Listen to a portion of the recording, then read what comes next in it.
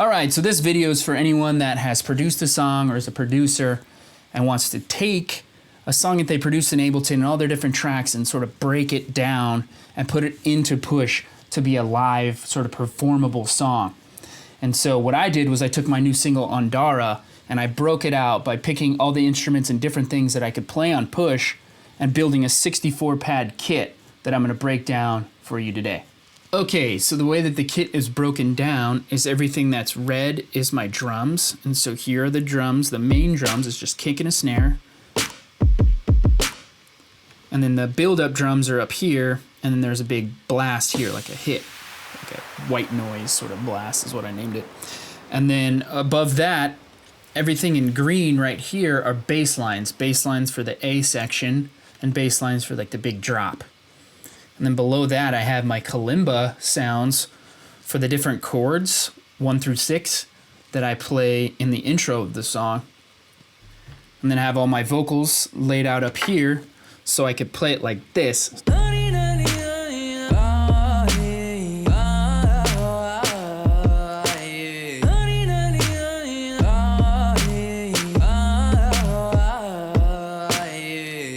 And then the next vocals are up top there. And so I play those and I alternate through. So I had to practice that a bunch. So I figured out how to do it. And then I also have a vocal here that just auto plays when I hit it, and I can filter it in and out like this. And that's what I do towards the middle of the song because I just really love how that sounds, and it sort of has like a DJ vibe to it where you're just filtering and doing something like somewhat simple but still really impactful. And then the big build is here. So like as it's building, it's just triggering MPC style samples, and then I'm also finger drumming underneath it.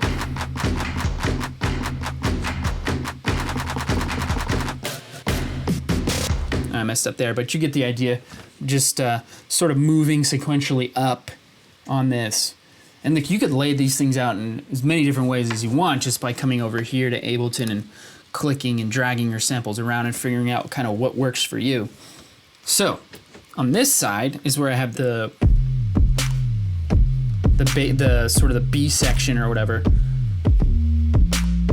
And so I do that through, and then it starts looping. So each of these sections I play through, and then it loops.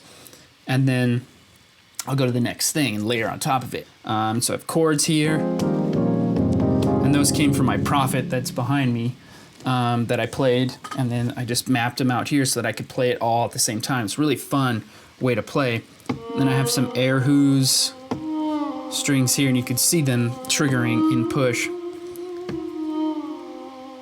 And then I had this arpeggiator thing. This I got from Arcade. And Arcade's fucking amazing. It's so cool how you can just like pick from all these different samples and they automatically go to the key, and then you can just cut them up, and there's just so many creative things.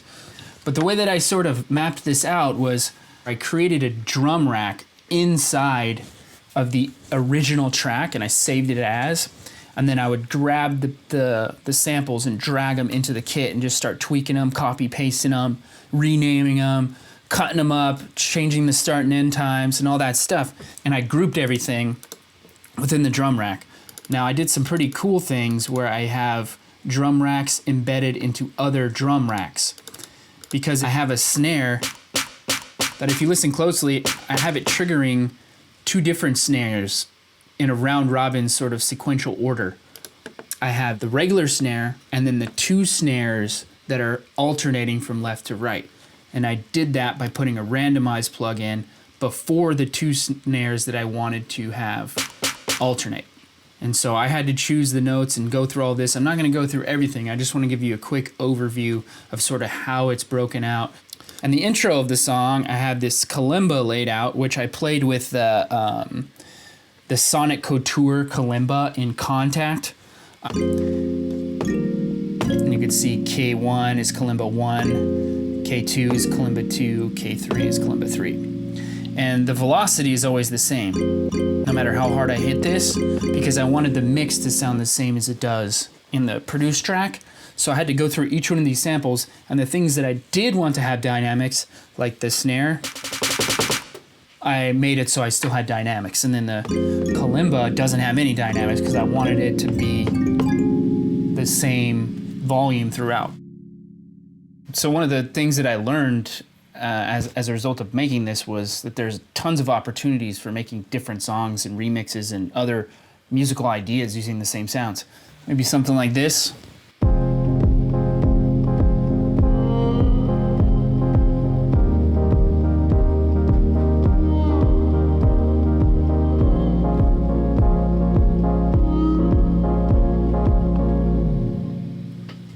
And so that's it. That's the kit. And I'm just doing this to hopefully get people creative and get other producers, give them inside tips about how to sort of take a song from being a finished track into being able to play something live. Thanks for watching.